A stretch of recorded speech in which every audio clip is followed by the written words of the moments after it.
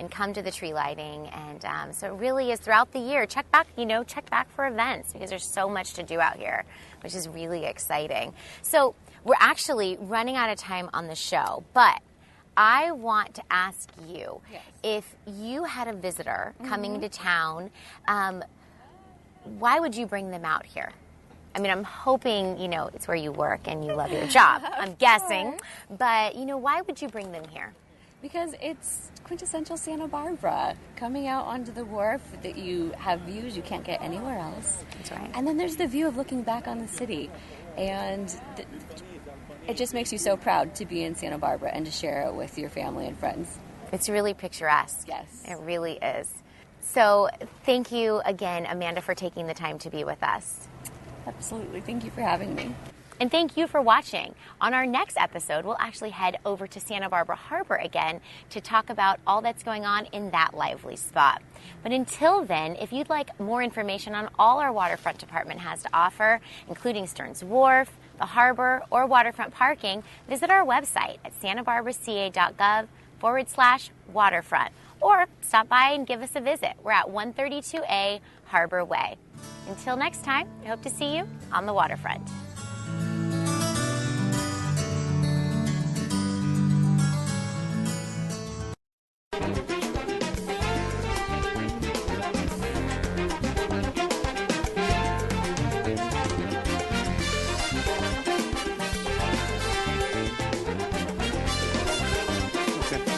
All right, good evening. I'd like to call to order the October 20th meeting of the Harbor Commissioners.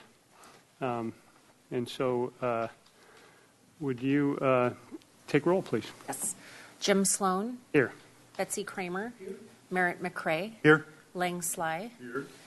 And Stephen McIntosh and Bill Spicer are currently absent. Okay. Any changes to the agenda? Mr. Chair, no changes this evening. All right.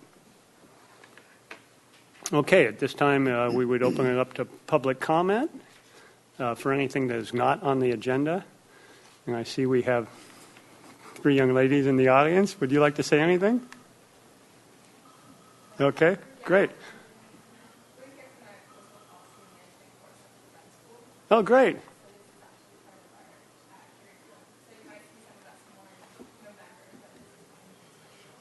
Good, good. Well, welcome.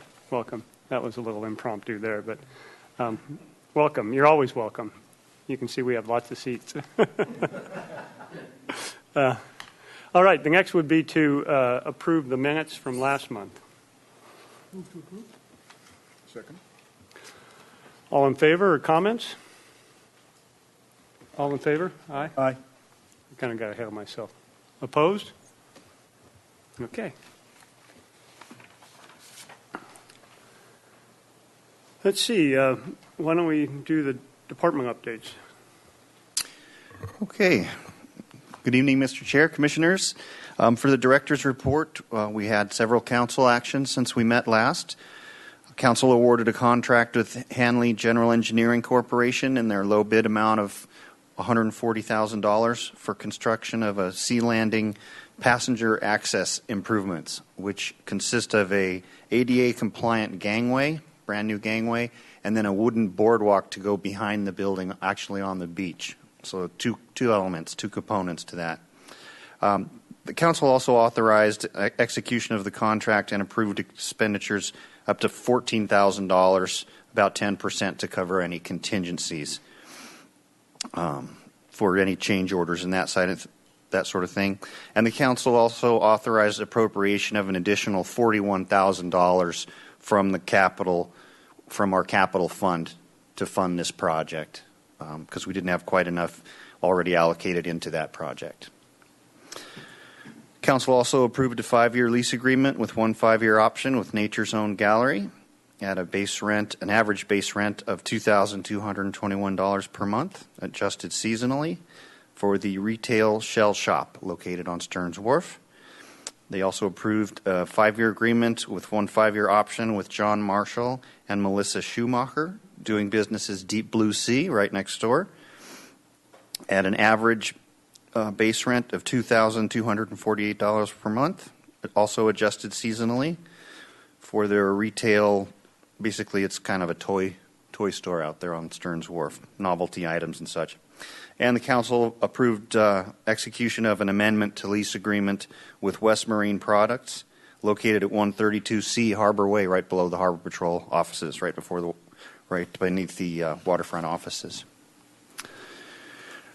On October 4th, Council directed staff to work with the Ordinance Committee, the Council Ordinance Committee, to prepare amendments to the smoking ordinance to expand areas where smoking is prohibited under the municipal code. The county's smoking ordinance have not been updated since 2002, and currently the city's smoking ordinance are not consistent with state laws that now include more areas where smoking is prohibited, and also these laws, the newer state laws, address electronic smoking devices, otherwise known as vaping, and the use of medical marijuana in public. So we need to catch up. Additionally, the American Lung Association, as you can see in the attachment, releases grades each year on leadership in adopting policies to protect and improve community health, and Santa Barbara received a D grade in this annual review. So the city's been a little bit behind some of our neighbors in terms of adopting more progressive smoking ordinances to reduce litter, side stream or secondhand smoke, health risks, and also one of our concerns at the waterfront is fires on Stearns Wharf, which happen approximately 4 times a year, and we had one yesterday.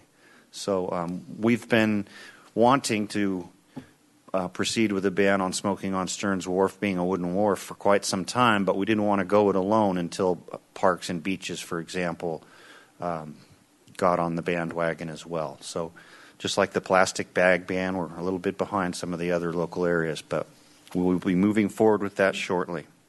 They'll also be looking at regulation of tobacco retailers, and currently the city license to sell tobacco products is only $30, so there's opportunity there for the city to make some revenue. Like they could probably easily charge 10 times that or more, and nobody would even bat an eye. So tentative items for the November meeting, we will be having Carl present the 6-year capital improvement plan, and we should have the lease ready for the Santa Barbara Fish Market retail store. And that concludes my report, unless there are any questions. Any questions?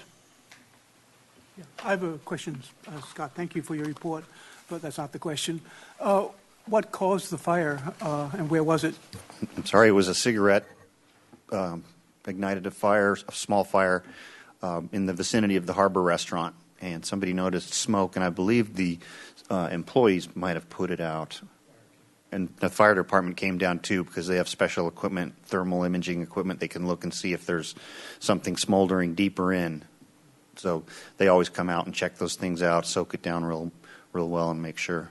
But I know that there are smoking limited areas, specified areas rather, on the wharf. Was that in this area that it was a fire? I don't know if it was in that area. I doubt it. The area there is, we use treated wood in those areas, those designated areas, and so I don't think it was there, but I don't know exactly where it was. Was it somebody getting out of their car and putting it out or something? It could be. What happens is they go between the planks, and there's splinters and things that collect in there, and it's a flammable situation. Yeah, kindling.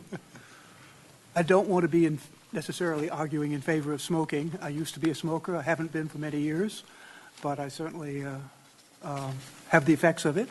But is there going to be patrols? Are there going to be how would this be enforced out on Stearns Wharf?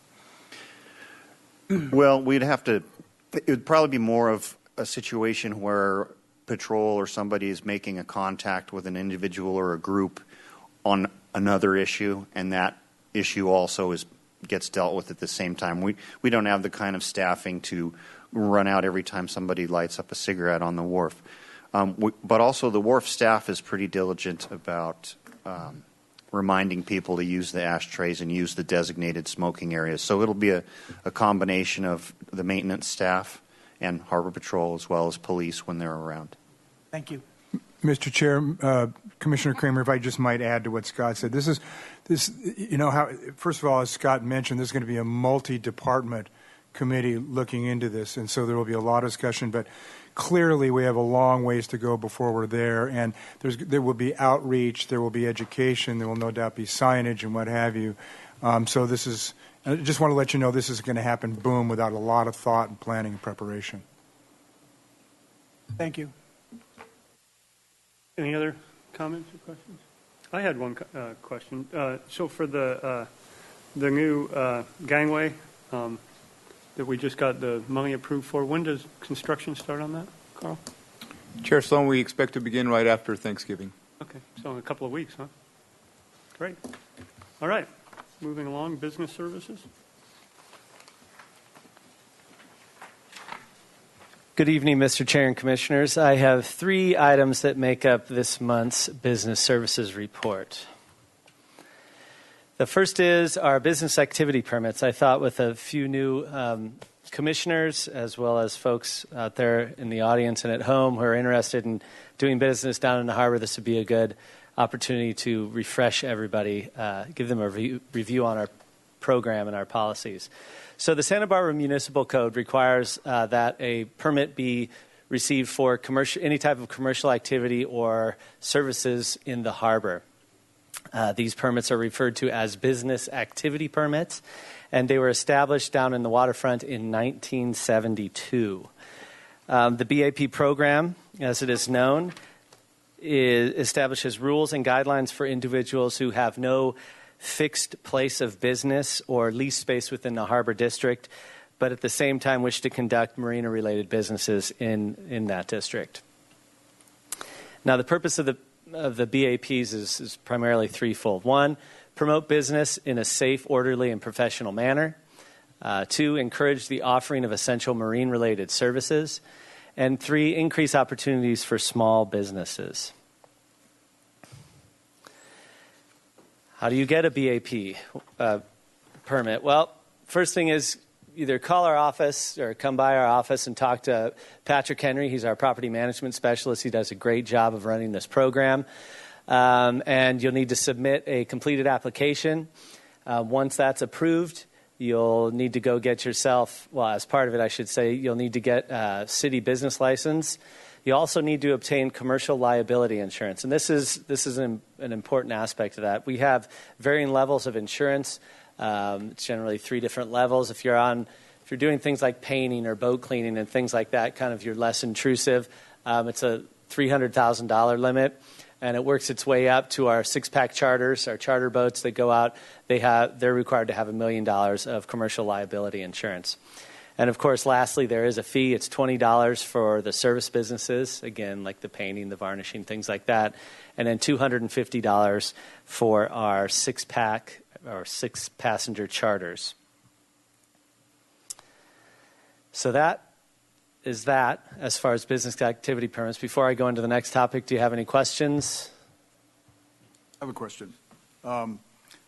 How do you set the limits on the liability policies, the minimum policies, and how long has that been at that limit? I'm thinking about if I repair somebody's engine and then it catches on fire and there are a bunch of people on board, or if I have a 6-pack charter and the boat goes down, those don't seem like huge coverages to me. So how is that set, and how old are those limits? Chair Sloan, Commissioner Sly, we work with our risk management office to determine the rates, or I should say the levels. And it's a combination of things, our knowledge of what goes down at the harbor and risk management's professional side of things, the appropriate amount of coverage needed. There's a fine line as far as that coverage, those limits. You're talking generally mom and pop operations as far as the smaller BAPs are concerned, the varnishers, the cleaners, the things like that. So if we were to require them to come out, you're going to need $1 million or $2 million insurance. That's probably not going to work for them, and then that service will no longer be available. So what would happen is, whole chunks of this little mini industry in the waterfront that people need would go away. So it's a combination of us. What we think is appropriate, as well as what it all comes down to our risk management office. As far as how old, We update these on a regular basis. These, as far as BAPs are concerned, new ones are issued every September 1st, so everybody's on the same schedule. So when we start approaching that in the summer and start sending out notices to the various BAP holders that your license is up for renewal come September 1st, we then contact our risk management office and talk about those levels again. Is the risk management done in the finance department or of the city? That is correct. Okay, thanks. Any other questions? I have a question. I have actually a couple of questions. I know that there are a few charters that actually use several harbors, and they charter off of their trailer out of their home, and they pick the harbor of opportunity depending on where the latest greatest bite is. Are those people actually required to have a BAP? Chair Sloan, Commissioner McCray, that's an interesting thought. So what happens is when we have folks from out of the area come into our harbor and are conducting business there, we have kind of a 2 or 3-pronged approach as to enforcement. One is Patrick Henry, our property management specialist who kind of heads this program, is a regular out on the docks. He's walking the docks on almost a daily basis. He's out in the launch ramp, making sure that those people who he sees conducting business, whether it's charters, whether it's SUP charters, whether it's cleaning and things like that, he makes sure they have the appropriate permits, the BAP permit. We also have probably our best source is the eyes and ears out there, our current existing BAP holders. They've gone through the process, and if they see somebody who hasn't, they're going to let us know, and then we follow up on it. We also have our harbor patrol patrolling the docks and as well as the parking areas, so they're familiar with who's allowed to be out there and who's not. When somebody comes from a different area and they're spotted conducting a charter, we will find out. Again, we've got eyes and ears on the ground as well as patrolling. And we do talk to those folks and let them know the appropriate process and how to get the appropriate permits. There's also the opportunity for some of these folks who are out of the harbor, maybe they're down in Ventura and that's their primary source of where they had their charters out of.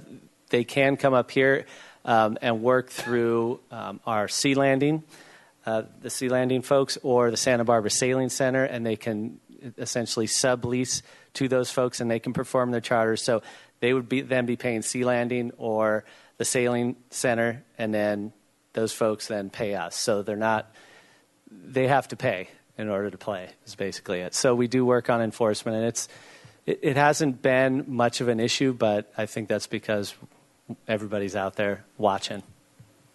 Thank you very much. You actually answered both questions. Mr. Chair, if I could add to that, Commissioner McCray, you may be familiar with Calico Hunter. I believe they come from out of town on a trailer from time to time. And also there's a rad down there called Tiburon charters. And that's exactly how they do it. We don't want them conducting the business out of the launch ramp per se, but they can launch their boat, pick up their passengers at one of the landings, Sea Landing or Skip's Place, the sailing center, and so they take care of making sure there's insurance and getting the fee, and that's how we kind of try and keep a level playing field like that. But those are two that are pretty prominent, and they go through the landings. Great. Thank you very much. Anything else? All right. Okay, the next item on the business services report this month is a new event out on Stearns Wharf called Rock the Wharf, and it's sponsored by the Stearns Wharf Business Association. So just as a matter of background, Stearns Wharf Business Association is comprised of all those businesses out on the wharf, and they meet every other month on even months. I know a number of you have been there in the past. Commissioner McIntosh is there on a routine basis. It's generally those businesses out on the wharf as well as waterfront staff. We also invite public works staff when there's a capital project in the area that could impact the wharf, as has been the case for the last couple of years with Lower State Street and the bridge and everything else going on down there. And we also invite the police department's beat coordinator for policing issues and things like that. So it's a good group of people get together, talk about what's going on in the harbor, what's going on at the wharf. A big part of what they do is looking for events to promote the wharf and advertising and things like that. They do all pay into a program. They're assessed by both the size of the square footage of their business as well as what kind of business it is. They pay on a quarterly basis, and it varies anywhere from $90 a quarter to over $1,000 a quarter. They have a nice, healthy bank account right now, a little over $40,000. So they are active and using it, whether it be commercials or other things. So that leads me to this, Rock the Wharf, which is their new special event. It is a series of 4 afternoons on the wharf. They just completed their first, October 1st, and they're all from 3 to 5 p.m. Future dates include November 5th, December 3rd, and January 7th. And during these times, the merchants offer special offers, popcorn, food, things like that. It's a great family event. And it's what they've done is gone around to local business academies and things like that. So it's youth focused, and it's quite a neat event. As far as the location, it's out on the wharf, the Y here, next to Old Wharf Trading in between Old Wharf Trading Company and the Sea Center.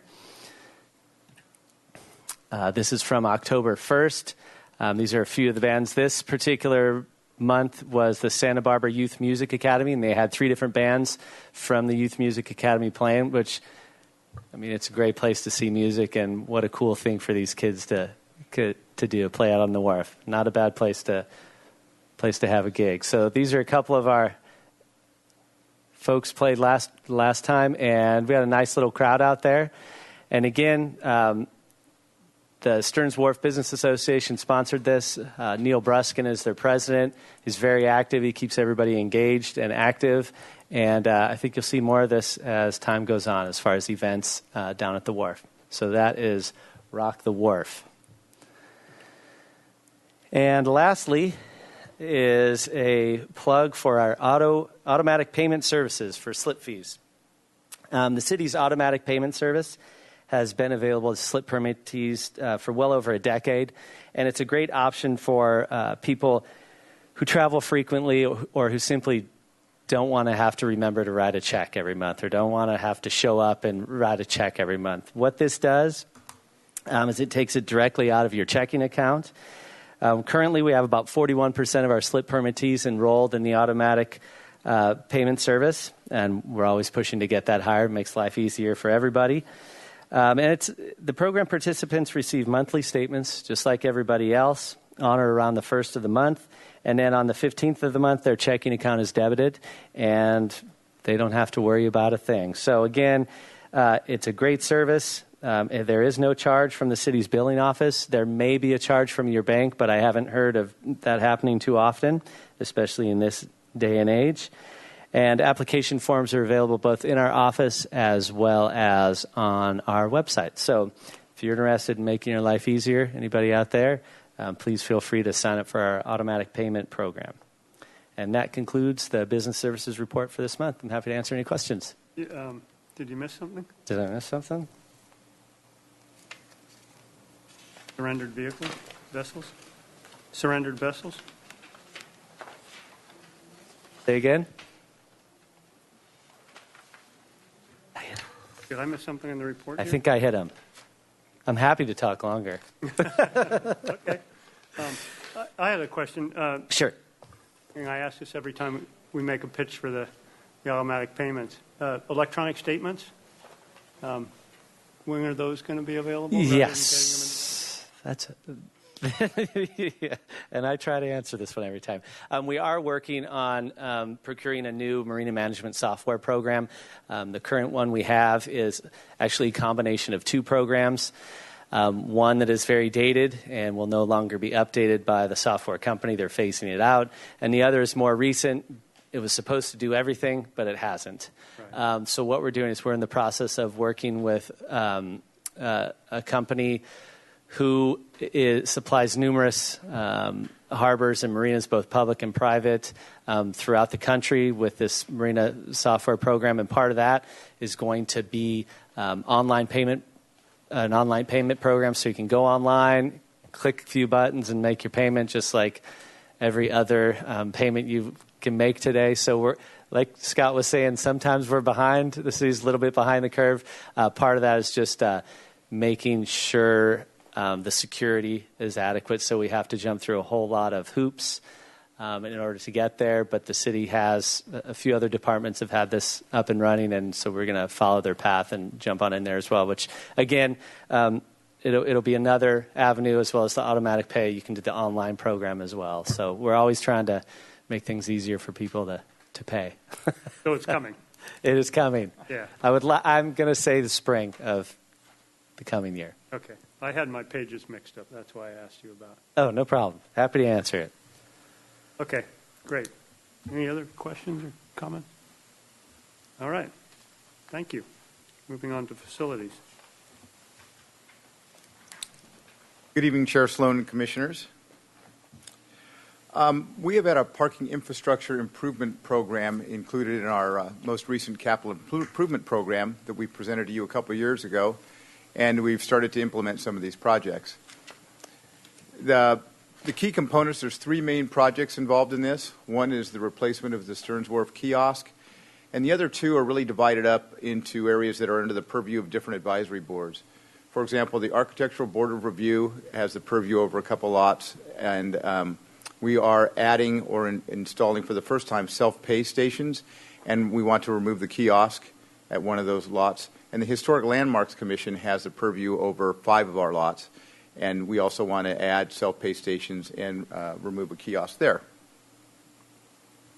So the kiosk at the foot of the wharf was installed in the mid-1980s. It's outlived its useful life. It leaks. It's too small for current operations, and it's the placement is kind of not ideal for the egress of vehicles off the wharf. It's under the purview of the Architectural Board of Review, but there's a sort of a cursory Historic Landmarks Committee review as well. It went before both of those boards and was approved recently, so we're ready to install this here in the not-too-distant future. Our new kiosk is modeled after some kiosks that our downtown parking organization has ordered from a company called BIG Industries. The particular booth that we've ordered is about twice the size. It's going to be accessible for possibly disabled staff. It's what we call the Santa Monica style. It's going to look a little bit like that. That's pretty much what it's going to look like, but the painting scheme is going to be very similar to what we see at the Sea Center, the Ty Warner Sea Center out on the wharf. It's going to be kind of hard for you to tell, but the old wharf, the old kiosk is here, and the new one is going to be located further south on the wharf. And what this is going to allow is that the gate arm will be back here to allow several more cars to queue up before the crosswalk. And we have a major problem with cars leaving the wharf, stopping at the crosswalk because of people crossing, and then nobody else can pay and get through. And so one car gets across, and it can really stack cars up. We get cars all the way back to the Harbor Restaurant frequently. So repositioning the kiosk should help alleviate that traffic and people getting off the wharf as quickly as they can. The accessible path of travel is something that's required and kind of unique, and we've been working with our Building and Safety Division on just how to deal with that. The kiosk sits on an island, and the pedestrian walkway is elevated. So we're going to have to elevate the roadway itself through here. So that's part of the project that we're currently finishing up the design of. The kiosk itself is currently under construction and should be delivered at the end of November. The City Council approved a sole source purchase of the kiosk with BIG Industries for a little over $43,000. It's an interesting process because you identify a specific brand in a specific style, and you go through the advisory boards, and they approve it, and you're kind of sort of locked into using that style. You can't take that style and just have anybody build it. But that's kind of how it works, and it's actually a pretty good price, and it's been good to work with them. Well, it'll cost about $5,000 to do some heavy timber work to elevate the roadway, so our total budget's just under $50,000 for that. It's in our FY17 budget, and it was included in the capital fund. The next project involves parking lots that are under the purview of the Architectural Board of Review, and those are the Ledbetter and the Harbor West lots. Those of you with a pretty good memory will remember prior to 2011, our self-pay stations were these big boxes on the left. You had to fold up dollar bills and stick them in there for whatever stall you were in. And it was very inconvenient, and it worked. We made money off of it. A lot labor-intensive to collect the fees and everything else. Ledbetter also has a parking kiosk similar to the foot of the wharf, and we'd like to remove that, and I'll talk a little bit more about that in a moment. In 2011, in the Harbor West lot, we installed these Luke self-pay stations. They're industry standards. You see them all over the place. I was in Dana Point a couple weekends ago. They have the exact same things we do. UCSB, Ventura, everybody has them, and they've worked really well. It made a big difference in our reducing our operating costs, and much easier for people to use, and we've had a subsequent increase in revenue as a result in all the lots that have these. So where we do have these self-pay stations, we no longer need the kiosks. So the goal is to remove those kiosks that won't be manned. In the Ledbetter lot, we don't have any of these right now. So we propose to install 6 of them. In the Harbor West lot, we have 3 of these, and we're going to propose to install 2 of them.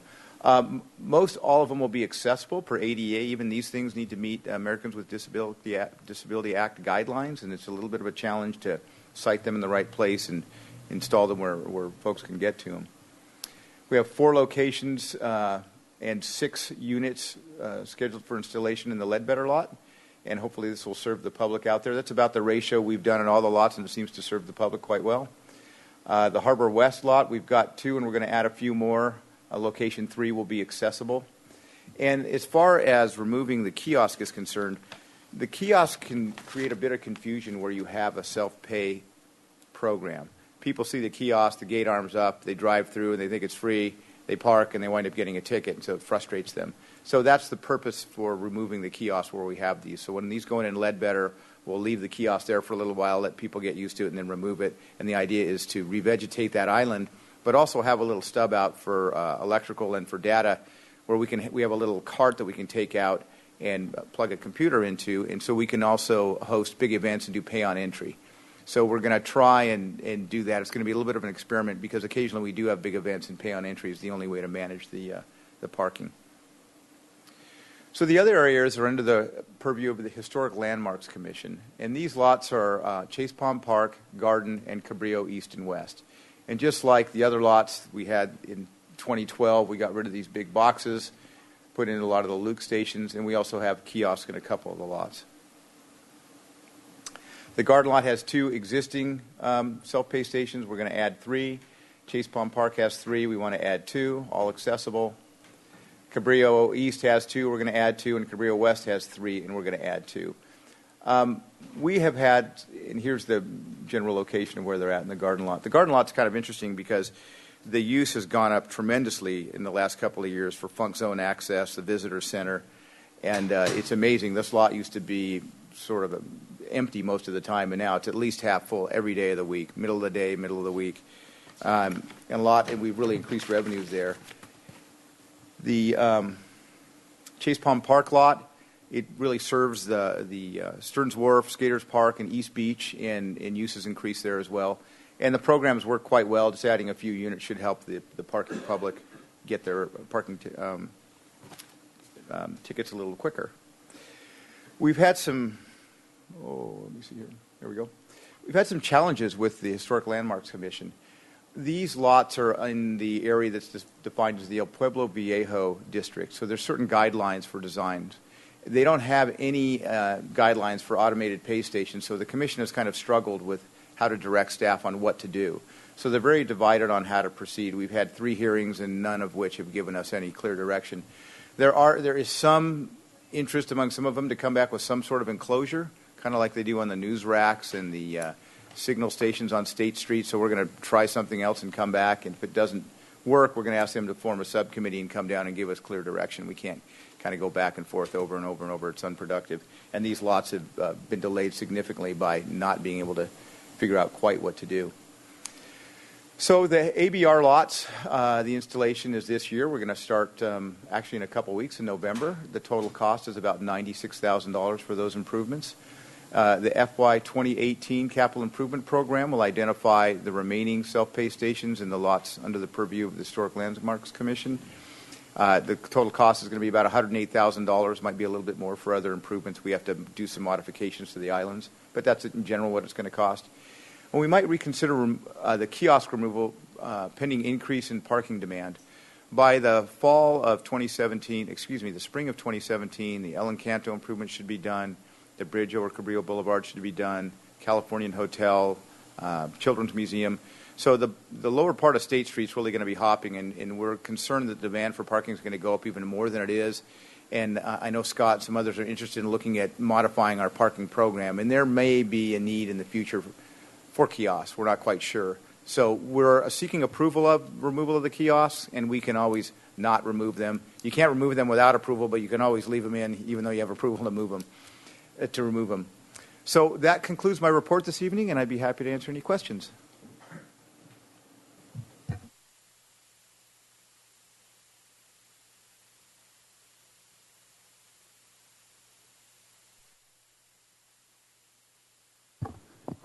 Good evening, Mr. Chair and Commissioners.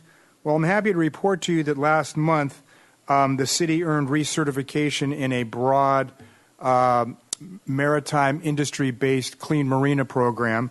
It's called the Clean Marinas program, and this was our second 5-year recertification, and our first certification was in 2007, so this marks really the third time we've been certified in this. I'm going to read their mission statement directly so I don't mess it up, but the Clean Marinas program is an ongoing endeavor by a marina industry alliance dedicated to providing environmentally clean facilities and protecting coastal and inland waters from pollution through compliance with best management practices. Sound familiar, I'm sure, to our own Clean Marina program, but in order to keep pace with the industry, we undertook this recertification, and it's actually we were tested in 13 subject areas. We were inspected by a certified inspector who's been certified through the program itself, and I'm happy to report, as I said, that we passed with flying colors. And now we do enjoy the distinction of having two robust Clean Marina programs that interface and they overlap, but they also have some distinguishing characteristics of their own. And I'm not positive of this, but we may be the only harbor in California that has two such programs of this magnitude. So we're very proud of it, and we're proud of our recertification, and we intend to stay certified in this program and maintain all the elements of our own program as well. Switching gears, lobster traps. So every year, commercial lobster season begins on the second Wednesday of October.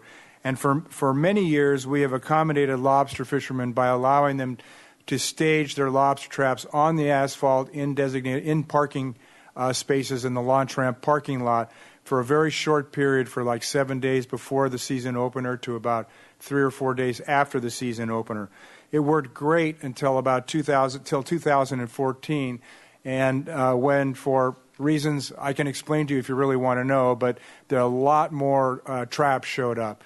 And it became kind of a mess. Traps were strewn about, and there were so many traps in the launch ramp parking lot that we received complaints from other boaters, recreational boaters, that they're having a hard time accessing, they're having a hard time finding trailer boat parking, and they're having a hard time accessing the launch ramp. So last year, in 2015, we organized what you're seeing here on the screen. We developed a map, a guideline, actually not guidelines, but policy directive, if you will, showing in the yellow up there where the lobster traps could be staged for that short period of time, and the red showing where they could not be staged. And as you can see, it's a limited area, but the traps stack about 4 high, so you can get about 500 to 600 traps in one double, trailer boat parking storage area. It worked great last year. It worked just really smoothly. Everybody was happy. We were very proud of it. There were a set of rules and regulations that went along with it, like you can only put them in a parking space, one parking space, trailer double parking space per fisherman. Play nice in the sandbox, resolve stuff among yourselves, or else the program's going to go away. That seemed to really get some compliance. We're proud of that one. And it worked beautifully again this year, except for one little snag. You may remember at the end of September we had an incredible heat wave. It was 100 degrees at the harbor, and all the traps were staged there. And the coating that they dip the traps in before they set them to sea, the wire traps, which is inert basically in normal weather conditions and certainly in the cool ocean waters, began to melt in places onto the launch ramp parking lot. And an urchin diver called me at home one Sunday afternoon, and we got Harbor Patrol. We notified the Coast Guard. We got Harbor Patrol involved because the number one priority was to make sure none of that goo got in the harbor. As it turns out, as soon as the heat, some of it was tracked out onto the docks at the launch ramp parking lot, and some of it was, sort of dribbled onto the launch ramp parking lot itself.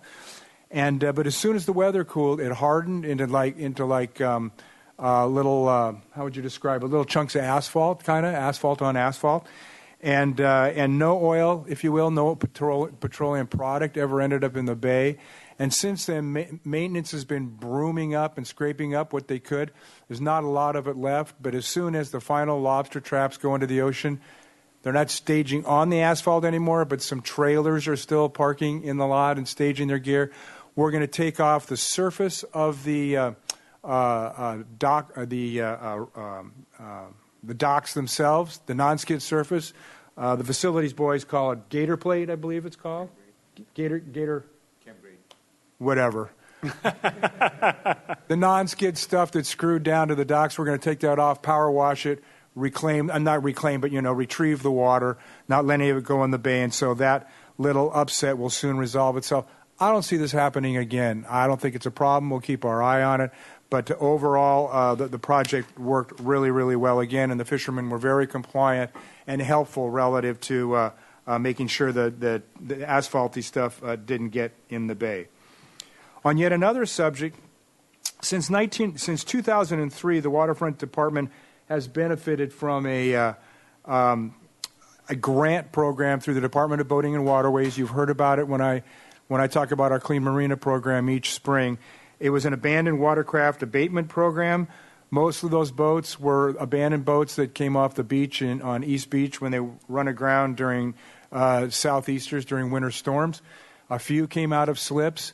And then a few years ago, the state added to that. They augmented their grant program with what was called a VTIP program, a vessel turn-in program. That's exactly what it is. And I thought I was missing a letter there. And what that involves was an ancillary program where people who wanted to voluntarily surrender a boat to the city, we would take the boat. They would sign off paperwork at DMV. We would junk the boat. The city would become the owners of the boat. We would demolish it, send it off to Marburg, and it would be gone. It would go to boat heaven, as we say. And that program worked really, really well. And then 2 years ago, the Division of Boating Waterways combined those two grants into what's called a SAVE program, Surrendered and Abandoned Vessel Exchange. And so that program allowed the grantees, the granted agencies, if you will, to choose which they wanted to use between abandoned boats and surrendered boats. And it turns out the surrendered boat part has become really, really popular. And so last year, we successfully got a $30,200 grant from DBAW to a SAVE grant to work with, abandoned boats and surrendered boats. Well, there's been no storms, right? And so it's been almost all VTIP boats, and I think 19 of them have been surrendered in the first half of the 2-year program, and it's eaten up the entire grant. And so the good news here is that instead of these boats, when somebody transfers into a slip, when somebody puts a new boat in their slip, let's use the latter example. I've had my boat for 30 years. I want to get a new boat. What am I going to do with this old boat? Instead of selling it to somebody for $1 and it ends up in the anchorage and ends up on East Beach in the middle of a southeaster in February, we're able to take those boats. And as a result, the population in the anchorage has gone to a maximum of 30 boats this year, and we've had the East Beach anchorage, and we've had up to 80 boats before in the anchorage. And so this is what we're doing was we're removing boats that would potentially be on East Beach in the winter. Now, the flip side of that is the city has agreed, the Waterfront Department at Scott's direction has agreed to underwrite the cost of the second year's cost for undertaking this mostly surrendered vessels half of this program. It'll probably cost about $25,000. But in a cost-benefit analysis, it's clear that this is beneficial relative to one boat on the beach if you add the cost of disposal plus the public safety hazards plus the environmental hazards and what have you outweighs the cost of that. So next year we intend to apply for a $75,000 grant. We think we have demonstrated need. We have very good and close relationship with the Division of Boating Waterways staff. I give a lot of credit to the Harbor Patrol Supervisor Steve McCullough, who helps coordinate the disposal of vessels, does all the paperwork with DBA, and I mostly work on the policy front in conference calls with them about how we go about spending the money, because they really upped the requirements in terms of showing how it was disposed, showing all the insurance certificates and canceled checks from the end recycler, showing that it actually wasn't dumped in an arroyo or something. And so Steve's done a fantastic job on that documentation and paperwork, and it's not unrelated to why we have such a great relationship with DBA in their grant program. And I know the same applies to Carl and his loans and grants programs work that he's done. One thing I neglected to mention was, as part of trying to make this $30,000 stretch as far as we could, we worked with DBA to get an extra $5,000 for surrendered vessels. That was money left on the table by San Mateo Port District. They had a grant of some $60,000. I guess they were unable to utilize it all, so we got $5,000 from them. So functionally, we've used over $35,000 of the grant in the first year. And we'll somehow underwrite and struggle through the second half of the year, I think, for the right reasons. And next year, hopefully, we'll get a lot greater grant that will cover the full 2-year period. And finally, on a more celebratory, I apologize. Let's go back one, Carl. I meant to show you, that's what the asphalt stuff looked like on the dock. And it comes up very easily. It's not going in the bay. That was taken like right when it was during the heat wave, 100 degrees. And we were kind of concerned that it had a gooey consistency to it, and it would get in the bay and create a sheen. But it hardened up as soon as the temperature dropped 10 or 15 degrees. And we're in those are the plates that'll be coming off and will be power washed as soon as all the lobster traps are in the water. And finally, again, on a more celebratory note, no sooner has the dust settled on the Harbor Festival, they were gearing up for the 31st annual Parade of Lights on December 11th. This year, the theme is Wild West Holidays.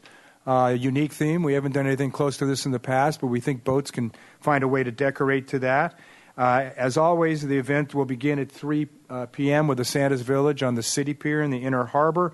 And Santa Claus will be there, and the kids will get treated to goodie bags, and there'll be a 10-ton snowfield for them to play in once again. And the parade will start at 5:30, followed by a 5-minute fireworks show, care of Garden State Fireworks. And, of course, all of that is capped off by a fun and exciting award ceremony at the Maritime Museum. So you'll hear about it again next month. This is an early warning.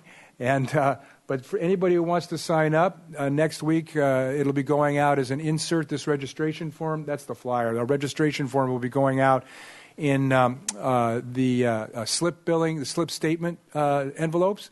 And at the harbor, we've also got them at the harbor master's office, at the fuel dock, and at the harbor market right now if people wanted to sign up early. And that concludes my report. I'd be happy to answer any questions. All right. Well, congratulations on the recertification and Clean Marinas program. That's great. It's really good. Any questions? Yeah, I have a couple of questions. Comment, firstly. I was just looking at the Fish and Game website. It looks like the Lobster Fisheries Management Plan, the Lobster FMP, was finalized by the department and is going through some final processes, both at the federal level and the state level. And they'll probably have that implemented for 2017 season. Part of that is a trap limit. So I believe that the amount of space that the lobster traps will be taking up on the pre-season and on the lawn trap area is going to be a lot less. And then I had something else too. Oh, yes. How much does it cost to remove the average boat that washes up on East Beach instead of getting turned in? Mr. Chair, Commissioner McCray, well, it varies, and I will augment that answer because that's not just fair to drop it at that. It varies on size. It varies on the size, the kind of boat it is. A 40-foot steel boat that's 3/4 sunk into the sand is going to cost a heck of a lot more money than a 27-foot sailboat that's up high and dry. That being said, if I was to average it all out, and I can certainly bring these numbers back to you if you'd like, but on average, it's usually somewhere between $2,500 and $4,000, unless we get a big one, and then of course there's the ancillary stuff to worry about, the rigging that you don't see until it resurfaces the next summer when kids are running through the sand, and don't get me started on the public safety stuff because it's really close to my heart why we get those boats out as fast as we can. I'd say somewhere between $2,500 and $4,000, though we've had it run as high as $25,000, $30,000. Thank you. Sure. Anything else? I'd like to echo Jim Sloan's comment about a great job on the clean marina. It's just outstanding. Thank you for your work. Thank you, Commissioners. And I neglected to thank my colleague, Carl Treiberg. We worked equally on this. There were as many questions about how we handled hazardous materials and what have you as there were about how many bilge pads we hand out a year and how we make them available to the public. So my colleague and I, Carl and I, worked together for quite a while on this. We had regular weekly meetings for a few months, and finally we got it all collated and had our inspection. But Carl was a huge help. I'm sure Jim would agree. The thanks to all of you. It Right, wasn't directed just to you, Mick. Yeah. Okay, thanks. All right, moving along to new business. Would you like to read the recommendation, please? Jeannie? Yes, item 6, Downtown Waterfront Ad Hoc Electric Shuttle Committee. Recommendation that Harbor Commission Chair appoint 1, 2, or 3 Harbor Commissioners to serve on an ad hoc committee to work with the Downtown Parking Committee and other groups regarding the fund shifts to the Downtown Parking Enterprise Fund and the Waterfront Enterprise Fund and other possible changes to the changes to the shuttle service. Thank you. Scott? Mr. Chair, Commissioners, on Tuesday, September 27th, City Council assigned the Downtown Parking Committee to be the city's advisory committee to the council on the downtown waterfront electric shuttle program. The electric shuttle program is going through some changes. Established in 1989, the cute little electric shuttles that we've been seeing go up and down State Street and along the waterfront without windows, they were somewhat designed after the old trolley that used to run up and down State Street. They're too old now, and they're being phased out. So MTD's looking at other shuttle options, and the small, cute, if you will, shuttles are no longer available. So what they're looking at is a more bus-like, a larger vehicle, and it has windows in it instead of being open to the outdoors. And so there are a couple things about it that are less than optimal. Additionally, the contract with MTD is coming up for renegotiation too. So that's why the council had interest in appointing this ad hoc committee. Another factor is that the Finance Committee recommended shifting the cost of the downtown waterfront electric shuttle from Public Works Measure A funds to the downtown parking fund that operates all the downtown parking lots, and then assigning more expense to the waterfront fund. And what you can see on this map here is the waterfront currently pays about $88,000 a year for the west leg of the shuttle along Cabrillo Boulevard there from the wharf to the harbor. That's about $88,000, and we've been doing that since, I think, 2012. The east leg is what's being proposed to be assigned to the waterfront, and that's in red there from the wharf along Cabrillo Boulevard down toward the zoo. And then the downtown parking fund would take the blue State Street leg of the shuttle, which is by far the most expensive part of the program. So the way it breaks out is Waterfront is currently paying about $88,000 a year. The increase would probably go to about $220,000 plus or minus. So we would need to work that out. And the purpose of the committee is going to be to look at various parts of this. The new contract with MTD, maybe changing the hours of operation, looking at the fare, and that sort of thing, because over the last 10 years, the shuttle program has experienced about a 30% loss in ridership. Part of that may be attributable to the fare box for the fare going from 25 cents to 50 cents. I never thought that would cause a dip in the revenue. It seems like nothing, but it appeared to be a cause for a drop in the ridership. So staff will work directly with MTD on the details of the contract, looking at what need does the shuttle service provide for the downtown, what are some of the unmet needs, what long-term needs are important to consider, and how does the shuttle serve for parking, transportation, and economic vitality? For instance, can somebody easily get from Garden Street parking lot, say, over to the harbor using this system, or is it are they really using it? And like I say, the ridership is considerably down, so we'll be looking at that.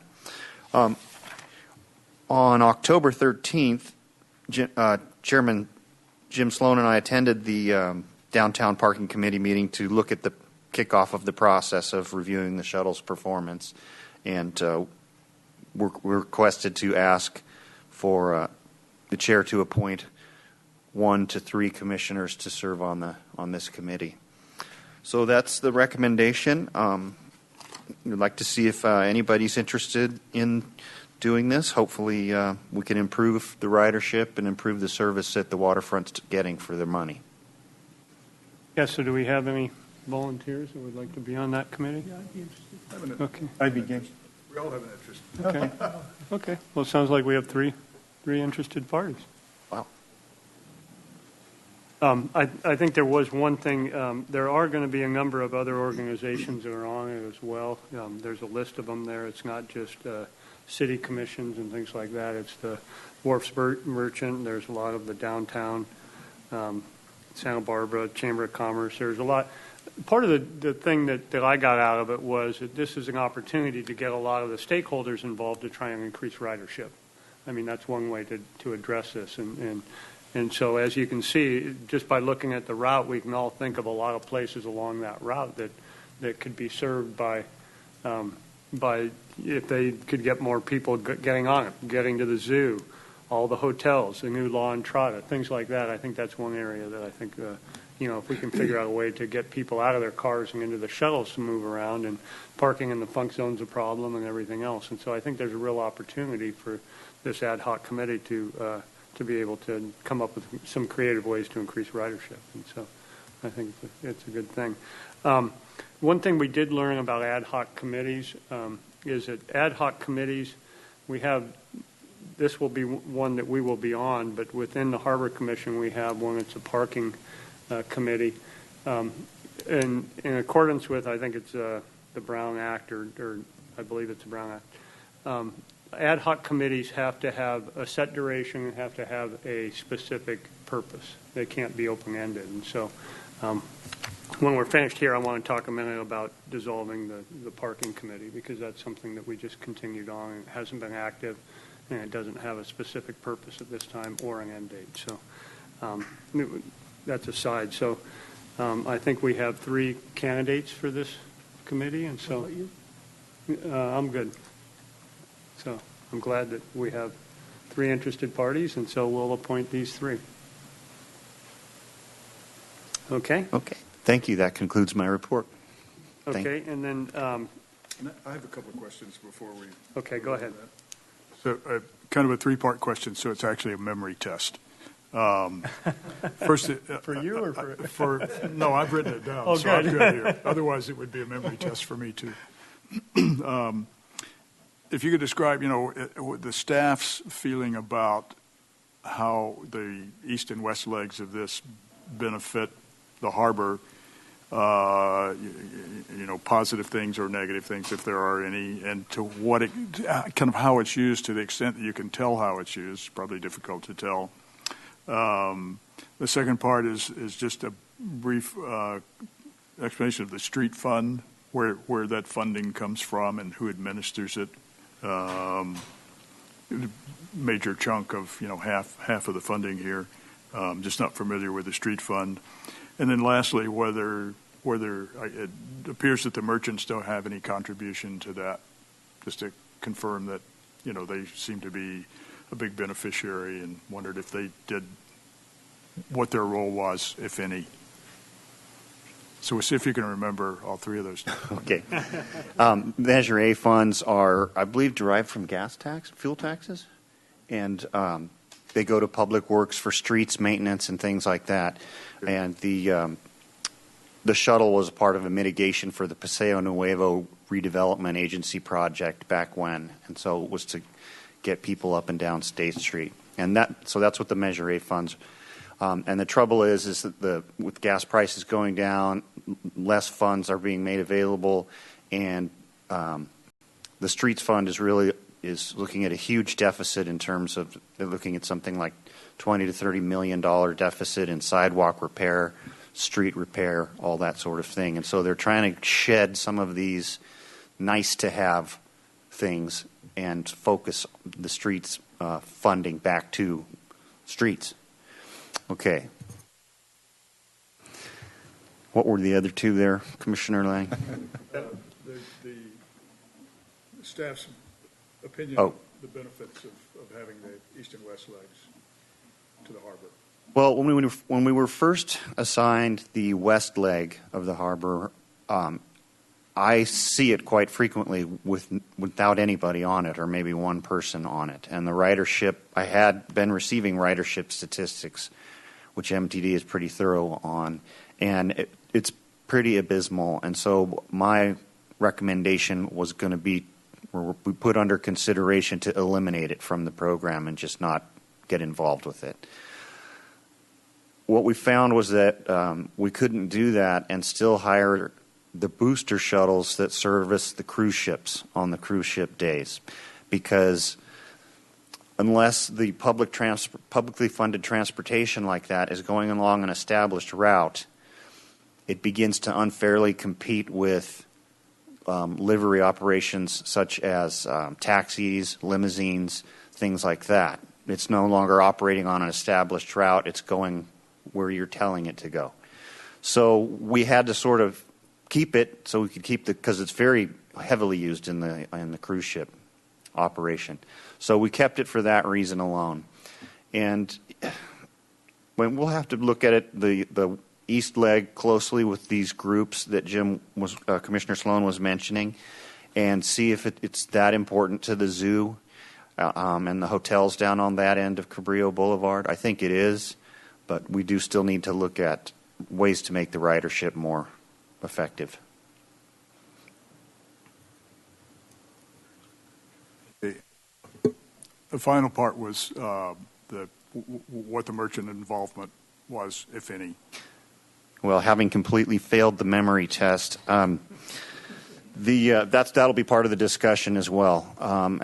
As Brian was speaking earlier, the Wharf Merchants Association is very active. They have a very effective dues structure. They have generally at any given time $30,000 to $40,000 in the bank, and they spend about that much each year. So it's about what they bring in. So yeah, that can certainly be part of the discussion, and we would certainly like to poll these folks. Visit Santa Barbara, downtown Santa Barbara, Chamber of Commerce, Paseo Nuevo Merchants Association, and see if they would be willing to pay some kind of surcharge to keep this thing afloat. Okay, thank you. Thank you. I have a question.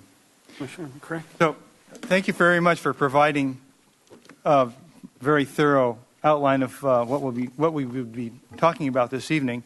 And I looked at it and started to look at the numbers, and I came down to a single question, which was, what becomes of the fares that are collected on board? Most of those fares are put back to the contributing departments in downtown parking fund, waterfront fund, and so forth. And I did attach some information here from MTD, but I can't speak to the numbers. when we initially signed up for this program, it was supposed to be a zero cost after the fare box revenue was accounted for. But as the ridership declined, that didn't happen. So I can't really speak to the numbers in the MTD report. We can certainly look more closely at that as we move into this next cycle of different shuttles and work with these merchants associations and so forth to make sure we're getting our proper money refunded.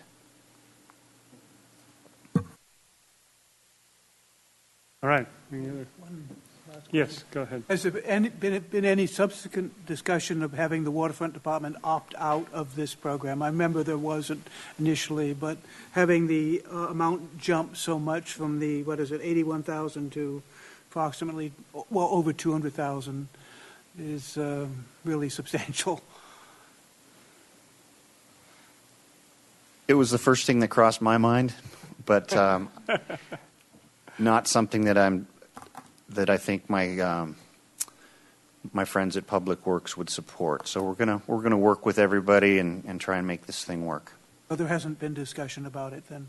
About opting out, not beyond a small group of staff. Right. I mean, that is a possibility that's on the table. If these buses truly are not something that we want to continue doing, if they're too large and cumbersome, it's maybe something that goes away. I'm frequently along East Beach, probably daily, and I see them. I walk my dog there. I see the shuttles go by. When the cruise ships are in, sure, there's quite a few people in them, maybe 10, 12 people, maybe more. I don't count. The rest of the time, sometimes there's one, sometimes two, sometimes none, maybe three. And this is the zoo leg from Stearns Wharf to the zoo. I don't know about the other part, and so I'm assuming that this will all be discussed at the gatherings. Yes, we'll have to review all of those things. I mean, obviously, the State Street section is the most expensive. It also gets the most use. Right. The waterfront section, not so much. Thank you. All right. Anything else? All right. Move ahead to the next recommendation. Item 7, proposed office lease agreement with Santa Barbara Fish Market. Recommendation that Harbor Commission review and recommend City Council approval of a 5-year lease agreement with Santa Barbara Fish Market, Inc. at an average initial base rent of $2,187.85 per month for the 734 square foot office space located at 132 Harbor Way, Suite B, which is located above the West Marine store. Good evening, Mr. Chair and Commissioners. This is our only proposed lease on your docket this evening. Again, it is for an office. It's for a lease with Santa Barbara Fish Market, 734 square foot office space located immediately adjacent to our offices. The Santa Barbara Fish Market has leased office space from the Water Department since June of 2012, when they were chosen by the Harbor Commission and approved by the City Council to lease the space through a competitive request for proposal process. So they did compete with a number of other entities, and they won out in the end. The Fish Market uses the space to house their administrative and office functions related to the retail space just across the way at 117 Harbor Way, as well as their warehouse over on the east side of Santa Barbara. The proposed lease is for a 5-year term. Jeanette mentioned the initial rate of $2,187.85. That's subject to annual cost of living increases. And again, the permitted use is strictly for administrative and accounting, no food, fish processing, or anything of that nature. The Fish Market is considered by the department to be a tenant in good standing. They're prompt with their rent payments, and they have no lease compliance issues on file. And with that, I will answer any questions that you might have. It looks like the retail part of their operation is coming up next month. So I assume this would be coterminous with their other lease, so they're both on the same date. That's what we'd like to do, is have them end on at the same time. That's what we had them pair up like that as well. Although separate leases, they run along the same time frame. Any other questions? Would someone like to make a motion to accept the recommendation? So moved. All in favor? Aye. Opposed? Passes unanimously. All right. Let me just back up to that other thing I talked about, the parking ad hoc committee. Is that something we should put on the agenda, or can we take care of that? Mr. Chair, I believe we should before we take any formal action on that. Why don't we So we can put that on next month's agenda. That'd be great. Thank you. All right. Commission staff communications. Anything? Yes, a couple of things. Last week we had a very successful, last weekend we had a very successful Harbor Festival, our 15th of the new model Harbor Festival. Very good weather, great turnout. I'd really like to thank Chair Sloan and his wife Amy from coming down and helping out, and also Commissioner McCrae. I can't imagine standing over that oak pit barbecue in the blazing sun for hours cooking that delicious albacore. But we all enjoyed it, and thank you so much for that effort. It really helped out a lot. We'll bring you a report on that next month as well. We've got some interesting aerial footage from a drone that Paddle Sports was flying around during the event, so that might be kind of fun. The other thing is, currently this, on a different topic, this city is hosting a Sister City, 24 folks from Tobei, Japan, under the Sister Cities program. And as you may be familiar, I don't recall all of them, but Puerto Vallarta is one of the Santa Barbara sister cities, and Tobei apparently is the first sister city of Santa Barbara, and they're celebrating the 50-year anniversary of that relationship. So 24 of these folks came into town, and they've been running all around, and the city administrator asked me to organize an uni lunch for these folks. I guess the mayor was over there about 5 years ago and had it. Tobei is well known for its mariculture, oysters, and pearls and such. She had a wonderful time eating the oysters, so she wanted to repay the favor with the local Santa Barbara uni. So we worked with Chuck's Waterfront Grill and the local fishermen to get together and supply some fresh uni right out of the shell to these visitors who just loved it. And we also had some oysters and ahi poke. So I was really nervous. It wasn't going to go that well, but everything fell right into place, and we had an excellent time. I was sitting at a table that I couldn't speak with anybody at my table, but we had a good time nevertheless. Good. All right. Anything from our side? All right. Someone like to make a motion to adjourn the meeting? So moved. Second. All in favor? Aye. Opposed? All right. Thank you very much.